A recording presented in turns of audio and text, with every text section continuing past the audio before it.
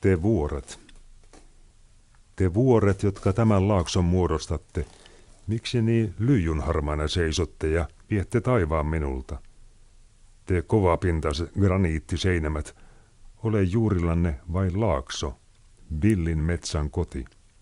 Ehkä joskus rohkenen purona soida korskian kupolinne kukkuloilta. Te vuoret, laakson kukka ihailee huippujanne, kun se uhmakkaasti nousee joka kevät kukoistamaan varjojanne vasten. Silloin te vapisette, koska kyyneltäni poimulehdet yllättävät teidät. Mykistyneessä hiljaisuudessa voihkitte kuin helmi simpukassa. Vuoret, kaukaisten merten laulut eivät teitä tavoita. Olette yksin synkän korskeutenne alaisuudessa. Miksi vapisette, kun haavanlehti tanssii sateen silmiinne?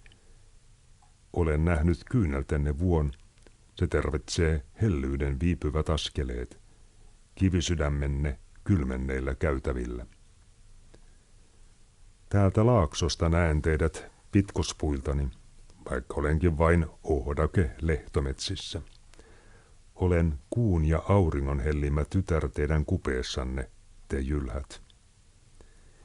Niin vannoin tieni käydä, suorana ja selkeänä. Laakson liljana kylmät huippuna nähdä, kun rehevän mullan autuutta juon. Olen jumalten luoma kuulakas laulu. Huiluni siniset virret rinteillä soi, ne lohtua soi.